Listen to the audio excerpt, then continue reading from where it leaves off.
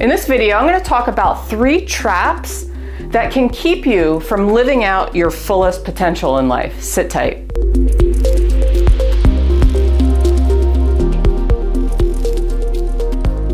Welcome back to another video. My name is Jen Palco. Today, we're going to talk about 3 traps that can hold you up in life, that can really prevent you from living your fullest potential, living out your mission, you could say. And the first one is, I'm going to get right into it, is letting others override your own intuition. What do I mean by this? So, as humans, we are all about joining these groups, crusades, entities, I guess you could say, structures, belief systems, whether it's politics, religion, whether we're born into it, married into it, pressured by our friends to join certain group or entity. It's almost like if you've ever seen the movie The Blob, and it's an old school horror movie. They've done a lot of remakes and stuff, but The Blob is like this huge blob-like creature, and it goes very slowly, and it basically, when it moves, it absorbs everything in its path. And I'm going to use this analogy because I think it really depicts what I'm trying to say here. It's almost like when we join a group, it's almost like the group, the entity is in a blob, energetic structure, energetic blob, and it can absorb people in its path and people's own belief system. So, a group, an entity, a crusade, something you think you stand for, right?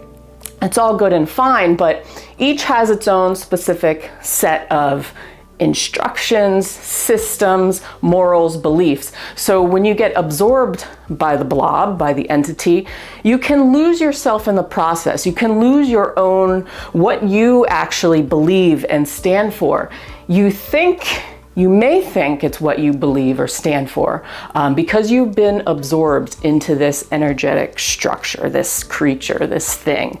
So you have to be careful of this in life when you are, it can really block you from living out in your truest form. I guess is the best way to put it, because you can take on beliefs or what you think are your beliefs or what your morals are, or you're just born into it or married into it or pressured into it. And it can seem like yours, but it may not really be yours because you're blocking your own intuition, what you really believe. Maybe you live in a gray area or something like that.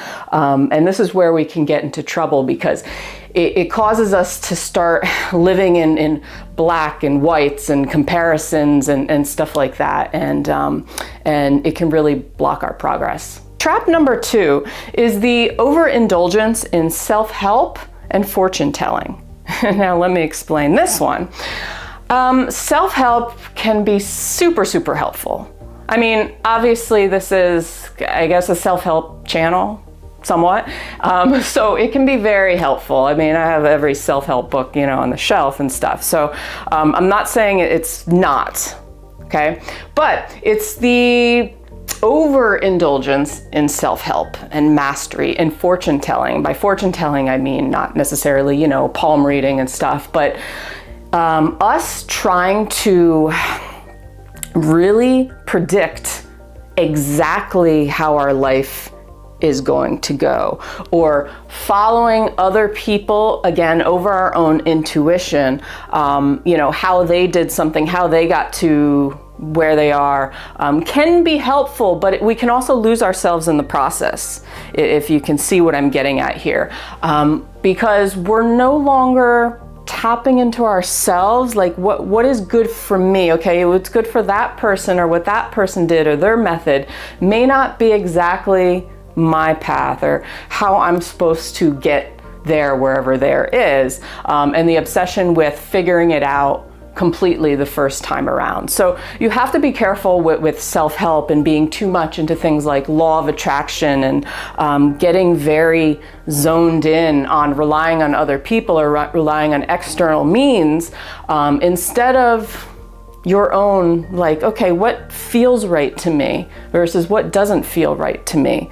You know, like how this person did things, it feels kind of icky to me. Like it doesn't seem right, but I want the money, I want the power, I want the fame, I want the fortune, whatever. So maybe I should go that way, even though it doesn't feel right. So you have to really pay attention to, use this stuff, take this information, but also take the information that your body and your spirit is giving you, okay? And see if those two match up. Super, super important. And also not zoning in on like getting things perfectly. I need to figure it all out in my head, how I'm gonna get there. Okay, it's important to have, plans laid out and, visions and things like that. But not being so obsessed and attached to one particular outcome, for example, can really trap you into this headspace where we are just thinking from our head and not from our hearts.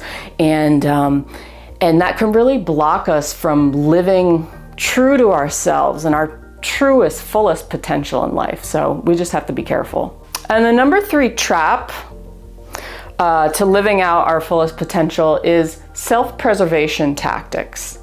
So have you ever, and I'm sure you have because I have, you have this thought in your head of, I'm gonna do this. I'm gonna do this. Like you can see the potential in your brain, but you're not taking action, and you're always in kind of like this future focused, as long as the potential of yourself, of who you can become, lives inside your head, it still makes you feel good, like you can do it, but there's no risk involved, right? We have a fear, it's the fear of success and keeping secrets from ourselves in a sort of way, because we're almost like in denial that, we say things like, oh, I'll do this in 2 years, I'll start next week.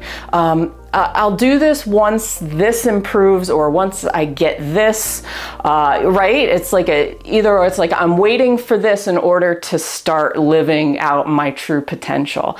And what I just want to say is you don't, the more you do that to yourself, it makes you feel good, but you still have that comfort level. And a lot of it, like I said, is fear of success, because success equals more work, more responsibility, which equals more potential for failure. So really it comes down to the fear of failure.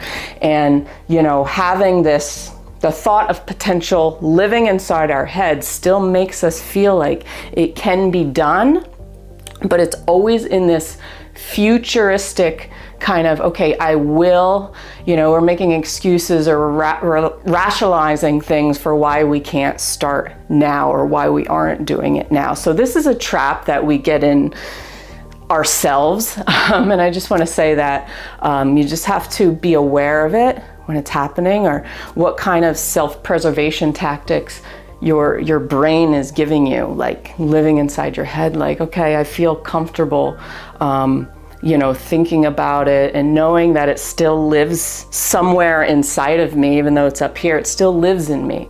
So it still makes me feel like I can do it, but I'm not doing it because I'm preserving myself. I'm keeping myself safe from harm, from any risk, from more responsibility, success, that kind of thing.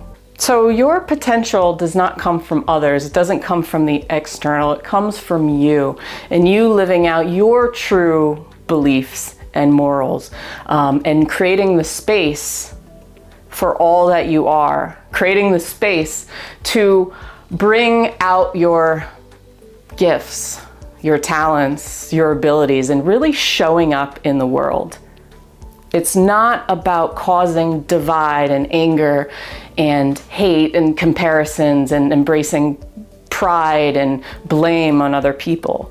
That's the lower self, and that's the ego self trying to sabotage you from living out your fullest potential. So, really living out your fullest potential is bringing your gifts into the world, showing up as you, not what other people are telling you you should be.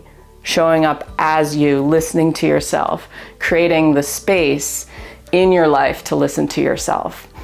So that's all I wanted to say. So I hope you found this video helpful. I hope that it brings some light or some awareness to maybe some of these traps that maybe you've fallen into. We've all fallen into it sometime or other. I'm gonna put myself in this category because, hey, we're all in this together, you know, this game of life. So have a great day. Make sure you hit that like button, subscribe. I put out new videos every single week on all kinds of cool topics for you.